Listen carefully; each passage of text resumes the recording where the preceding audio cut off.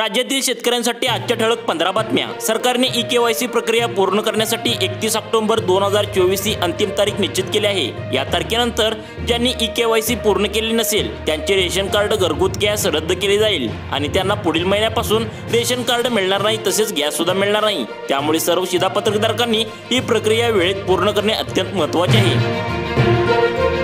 दिनांक 18 वार बुधवार चंद्रग्रहण सकाळी 6 वाजून 12 वाजता सुरू होईल। चंद्रग्रहण रात्री 10 वाजून 17 मिनिटांनी संपेल। चंद्रग्रहणाचा एकूण कालावधी सुमारे 5 तास 4 मिनिटे असेल। यावर्षी चंद्रग्रहण भारतात दिसणार नाही, त्यामुळे कोणतेही सूतक पाळण्याची गरज नाही। महाराष्ट्रात कांदा उत्पादक शेतकऱ्यांसाठी आनंदाची बातमी। केंद्र सरकारने कांदा निर्यातीवरील किमान शुल्क हटवण्याचा निर्णय घेतला आहे। यामुळे महाराष्ट्रातील कांदा उत्पादक शेतकऱ्यांना मोठा दिलासा मिळाला आहे। या निर्णयामुळे कांद्याची निर्यात वाढून शेतकऱ्यांच्या हातात अधिक पैसे येण्याची शक्यता आहे। राज्यात शेतकऱ्यांना दिलासा। कापूस व सोयाबीन पिकांसाठी शासनाकडून मदत मिळणार आहे। अनेक ठिकाणी कापूस व सोयाबीन पिकांचे मोठे नुकसान झाले आहे। या पार्श्वभूमीवर शेतकऱ्यांना दिलासा देण्यासाठी महाराष्ट्र सरकारने मोठी घोषणा केली आहे। जिल्ह्यातील सुमारे 3.65 लाख शेतकऱ्यांना हेक्टरी 5,000 रुपयाची मदत शासनाने देण्याचा निर्णय यामध्ये घेतलेला आहे।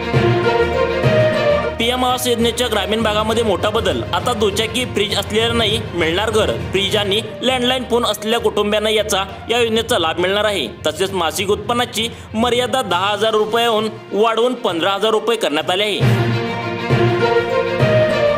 सोयाबीनच्या दरात अचानक आठवड्याभरात वाढ झाल्याने शेतकऱ्यांना काहीसा दिलासा मिळाला आहे। गेल्या काही महिन्यापासून 4,200 रुपयापर्यंत खाली असलेल्या सोयाबीन दरात गेल्या आठवड्याभरातच 300 रुपयापर्यंतची वाढ झाली।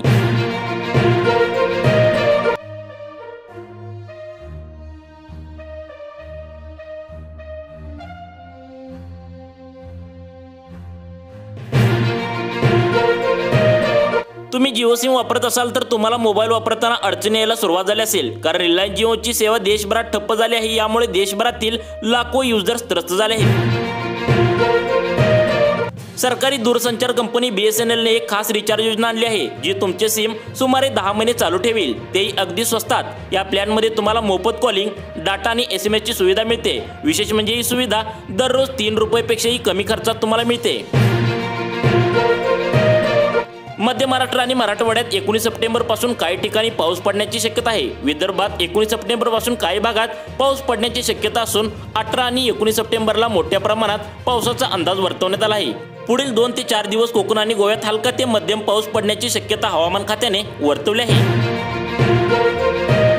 मागील आठवड्यात सोन्या चांदीच्या दरात उच्चांकी वाढ झाली होती, मात्र आज बुधवारी सोन्या चांदीच्या दरात घट झाली आहे।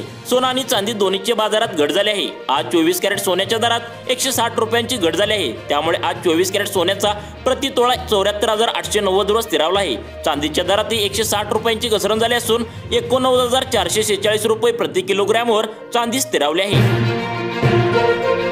शेतकरी आता PM किसानच्या 18व्या हप्त्याची वाट पाहत आहे। या योजनेअंतर्गत केंद्र सरकारने शेतकऱ्यांना वार्षिक 6,000 रुपये आर्थिक सहाय्य देण्याची घोषणा केली आहे। या माध्यमातून शेतकरी त्यांच्या शेतीच्या गरजा पूर्ण करू शकतील आणि आर्थिकदृष्ट्या सक्षम होऊ शकतील। आतापर्यंत सरकारने 17 हप्ते शेतकऱ्यांच्या खात्यामध्ये जमा केले आहेत। 18वा हप्ताही पुढील महिन्यात म्हणजे ऑक्टोबरमध्ये जाहीर केला जाऊ शकतो। देशात सणासुदीच्या हंगामात सर्वसामान्यांना आणखी एक धक्का बसला आहे। केंद्र सरकारने विविध खाद्यतेलावर आयात शुल्क वाढवल्यामुळे खाद्यतेलाचे दर वाढले आहेत। यामुळे सामान्य माणसाच्या खिशाला फटका बसला आहे। महाराष्ट्रातील वृद्ध नागरिकांसाठी एक महत्त्वपूर्ण निर्णय घेण्यात आला आहे। राज्य सरकारने मुख्यमंत्री वयोश्री योजना राबवून वृद्धांच्या जीवनात आनंद आणला आहे। या योजनेअंतर्गत 65 वर्षावरील सर्व पात्र नागरिकांना 3,000 रुपये आर्थिक मदत आणि अवश्य वैद्यकीय उपकरणे देण्यात येणार आहेत। अशाच प्रकारच्या शेतकऱ्यांसाठी ठळक बातम्या पाहण्यासाठी आमच्या लाईफ चेंज मोटिवेशन या न्यूज चॅनलला नक्की सबस्क्राईब करा।